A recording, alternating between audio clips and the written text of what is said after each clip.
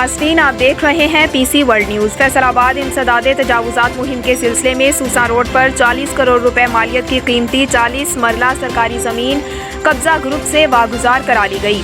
ہمارے staff reporter Mirza نعیم کی تفصیلات کے مطابق اسسٹنٹ کمشنر سٹی سید ایوب بخاری کی زیر نگرانی میٹروپولیٹن کارپوریشن اور ریونیو ڈپارٹمنٹ کی ٹیموں نے بھاری مشینری کے ذریعے گرین بیلٹ کی جگہ کو واگزار کرایا، جسے ایک ہوٹل کی جانب سے سٹنگ ایریا بنایا گیا تھا۔